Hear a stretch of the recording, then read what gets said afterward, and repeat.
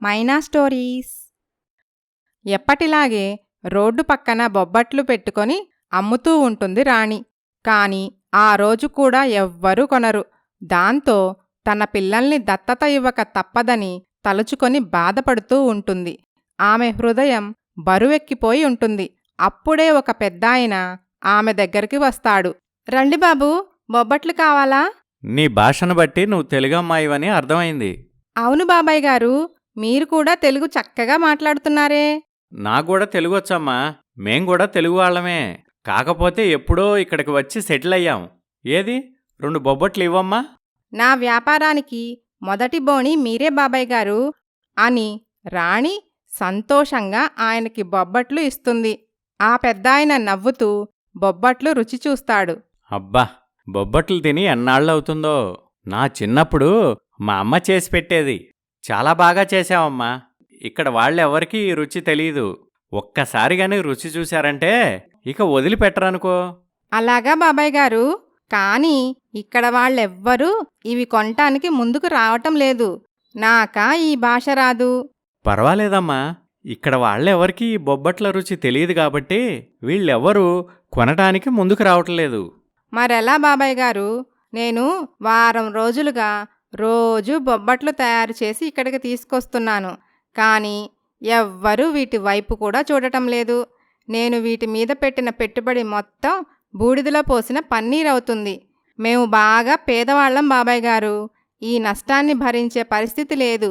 ఈరోజే ఈ వ్యాపారానికి ఆఖరి రోజు. నాకేం చేయాలో పాలుపోవటం లేదు. బాధపడకమ్మా. నువ్వొక పని చెయ్యి. ఏంటి బాబాయ్ గారు? ఈ పక్కనే ఉన్న స్కూలు పిల్లలకి ఈ బొబ్బట్లు రుచి చూడటానికి ఫ్రీగా ఇచ్చేయి. వాళ్ళకి ఖచ్చితంగా ఇవి నచ్చుతాయి. రేపట్నుంచి వాళ్లే నీ దగ్గరికి వచ్చి ఈ బొబ్బట్లు కొంటారు. నిజమా బాబాయ్ గారు? అవునమ్మా, నా మాట నమ్ము. నష్టం అనుకోకుండా ఇంకొక 2 రోజులు ఈ వ్యాపారాన్ని కొనసాగించు. అలాగే బాబాయ్ గారు, మీరు చెప్పినట్టే చేస్తాను. మంచిదమ్మా. అవిటితనాన్ని కూడా లెక్క చేయకుండా కష్టపడి నీ కాళ్లపై నువ్వు నిలబడాలని నువ్వు చేస్తున్న నీ ప్రయత్నం నాకు చాలా నచ్చిందమ్మా. నీలాంటి వాళ్ళు జీవితంలో గెలవాలి తప్ప ఓడిపోకూడదు. మీ సలహాకి ప్రోత్సాహానికి చాలా థ్యాంక్స్ బాబాయ్ గారు. సరేనమ్మా, ఉంటాను అని ఆ పెద్దాయన వెళ్ళిపోతాడు. రాణి ఆ పెద్దాయన చెప్పినట్టే ఆ రోజు బొబ్బట్లన్నీ అక్కడ ఉన్న పిల్లలకి పెద్దలకి ఫ్రీగా పంచేస్తుంది. ఆ బొబ్బట్లను రుచి చూసిన వాళ్ళకి అవి బాగా నచ్చుతాయి. చాలా ఆనందంగా లొట్టలేసుకుంటూ తింటూ ఉంటారు. వారిని చూసి చాలా సంతోషపడుతుంది రాణి. ఆమెకి కొంత మానసిక ధైర్యం వస్తుంది. మనస్సులో రాణి, వీళ్ళని చూస్తుంటే నాకు నమ్మకం కలుగుతుంది, నా వ్యాపారం కొనసాగుతుందనిపిస్తుంది అని అనుకుంటుంది. మరుసటి రోజు ఉత్సాహంగా కొన్ని బొబ్బట్లు తయారు చేసి అమ్మటానికి తీసుకొని వెళ్తుంది రాణి. ఆమె వెళ్ళిన 10 నిమిషాలలోనే అన్నీ అమ్ముడుపోతాయి. రాణి చాలా సంతోషిస్తుంది. మళ్ళీ మరుసటి రోజు ఇంకొన్ని ఎక్కువ బొబ్బట్లు చేసుకొని తీసుకొని వెళ్తుంది. అవి కూడా అలాగే అమ్ముడుపోతాయి. రాణి మనస్సులో, ఆ బాబాయ్ గారు చెప్పింది నిజమైంది. ఆయన దేవుళ్లా వచ్చి నా జీవితానికి ఒక దారి చూపించారు. ఆయనకు చాలా రుణపడి ఉంటాను అని మరోసారి ఆ పెద్దాయనకి కృతజ్ఞతలు చెప్పుకుంటుంది రాణి. రోజురోజుకి రాణి బొబ్బట్ల వ్యాపారం బాగా వృద్ధి చెందుతుంది. ఓ రోజు రాణి నిర్మలమ్మ ఇంటికి వస్తుంది. ఏంటమ్మాయ్, బొత్తిగా నల్లపూసవైపోయావు? మీకు తెలిసిందే కదమ్మా, వ్యాపారంతో తీరిక దొరకటం లేదు. ఇక్కడ మన బొబ్బట్లకి రోజురోజుకి డిమాండ్ పెరుగుతుందమ్మా. ఆ డిమాండ్కి తగ్గట్టు నేను బొబ్బట్లు తయారు చేయలేకపోతున్నాను. చాలా కష్టంగా ఉందమ్మా. చూడమ్మాయ్, నువ్వంత కష్టపడటం దేనికి? ఎలాగూ నీ బిజినెస్ బావుంది కాబట్టి ఒక 2 హెల్పర్స్ని పెట్టుకో. ఇంకా ఎక్కువ బొబ్బట్లు తయారు చేయించి మెల్లమెల్లగా నీ వ్యాపారాన్ని విస్తరించు. నేను కూడా అదే అనుకుంటున్నానమ్మా. మీ సలహా కోసం వచ్చాను. మంచిదమ్మాయ్, నీలాంటి మంచివాళ్లకి అంతా మంచే జరుగుతుంది. వెనకడుగు వేయకుండా ముందుకు సాగిపో. అలాగేనమ్మా అని అంటుంది రాణి. అలా ఆ పెద్దావిడ ఇచ్చిన ప్రోత్సాహంతో మరో 4గురికి ఉపాధి కల్పిస్తూ తన బొబ్బట్ల వ్యాపారాన్ని విస్తరిస్తుంది రాణి. అక్కడి భాష కూడా కొద్ది కొద్దిగా నేర్చుకుంటూ ఉంటుంది. పిల్లల్ని మంచి స్కూల్లో చదివిస్తూ ఉంటుంది. ఆమె నడుముకి కూడా ఆపరేషన్ చేయించుకుంటుంది. ఇప్పుడు రాణి ఇంతకుముందులాగే మామూలుగా నడుస్తుంది. ఇలా ఉండగా రాణి ఫుడ్ బిజినెస్కి వస్తున్న ఆదరణ విని దుబాయ్లోని ఓ పెద్ద మాల్ ఓనర్ ఆమెని పిలిపిస్తాడు. రాణి ఆ మాల్కి వచ్చి మాల్ ఓనర్ని కలుస్తుంది. చూడమ్మా రాణి, మీ ఫుడ్ బిజినెస్ గురించి చాలా విన్నాను. ఈ దుబాయ్లో మీ బొబ్బట్లకి చాలా పబ్లిసిటీ ఉంది. ఇక నుండి మా మాల్కి కూడా మీ బొబ్బట్లని సప్లై చేయమని అడగటానికి పిలిపించాను. ఏమంటారు? తప్పకుండా సార్, అది నా అదృష్టం సరే అయితే ఈ డబ్బు అడ్వాన్స్గా ఉంచు అని కొంత డబ్బు రాణికి ఇస్తాడు ఆ ఓనర్. ఆ రోజు నుండి రాణి బిజినెస్ ఇంకా పెరుగుతుంది. ఆమె ఒక స్మాల్ స్కేల్ ఫుడ్ ఇండస్ట్రీని స్థాపిస్తుంది. అందులో తనలాంటి ఒంటరి మహిళలకు ఉపాధిని కల్పిస్తూ ఉంటుంది. ఓ పక్క బొబ్బట్లను మాల్స్కి సప్లై చేస్తూనే మరో పక్క ఆ బొబ్బట్లు పాడవకుండా ఎక్కువ రోజులు నిల్వ ఉండేలా ప్రాసెస్ చేసి విదేశాలకి కూడా ఎక్స్పోర్ట్ చేస్తూ తన వ్యాపారాన్ని మరింత విస్తరిస్తుంది. ఇప్పుడు రాణి ఒక సక్సెస్ఫుల్ బిజినెస్ ఉమెన్. మరోవైపు ఫారెన్లో వినయ్ స్టెల్లాల ఫుడ్ బిజినెస్ పూర్తిగా దెబ్బతింటుంది. మూసివేయవలసిన పరిస్థితికి వస్తుంది. అప్పులు ఇచ్చిన వాళ్ళు వీళ్ల దగ్గరికి వచ్చి గొడవలు చేస్తూ ఉంటారు. You only have 1 month time. If you don't pay our loan, we will take over your business and send you to the jail. Mind it. అని వార్నింగ్ ఇచ్చి వెళ్ళిపోతారు. ఏం చేయాలో అర్థం కాక వినయ్ స్టెల్లా తలపట్టుకుంటారు.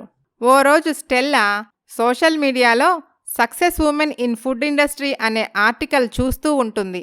అందులో రాణి చేసే బొబ్బట్ల బిజినెస్ గురించి ఉంటుంది. స్టెల్లా చాలా ఇంప్రెస్ అవుతుంది. వెంటనే వినయ్ దగ్గరికి వెళ్ళి, వినయ్, మనం వెంటనే దుబాయ్ బయలుదేరాలి. దుబాయా? ఎందుకు స్టెల్లా? మన ప్రాబ్లంకి సొల్యూషన్ దొరికింది. ఏంటది స్టెల్లా? దుబాయ్లో ఓ బిజినెస్ ఉమెన్ ఉంది.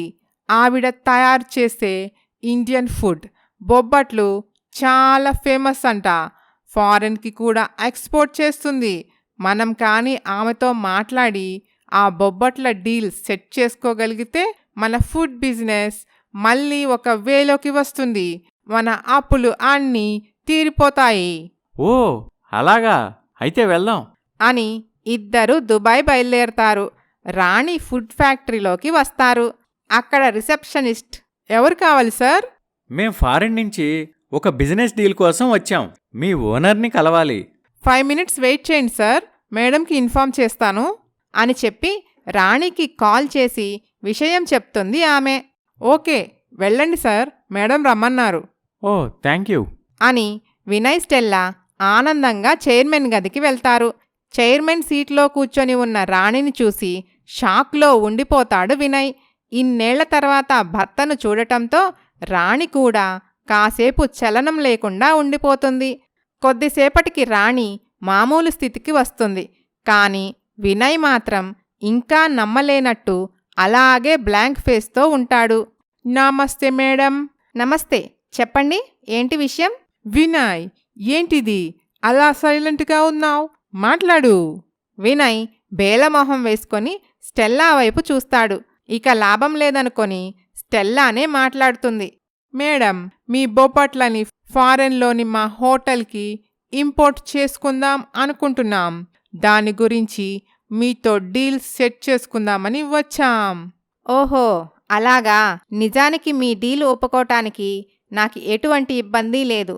కానీ ఈ వ్యక్తిని చూశాక నా అభిప్రాయం మారిపోయింది. మీతో బిజినెస్ చేయటం నాకిష్టం లేదు. ఇక మీరు వెళ్ళొచ్చు. ఏంటి మేడం, ఇదివరకే మీకు వినయ్తో పరిచయం ఉందా?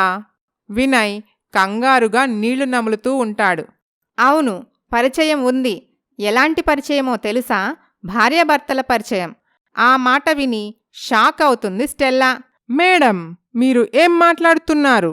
నిజం మాట్లాడుతున్నాను అని తన గతం మొత్తం చెప్తుంది రాణి.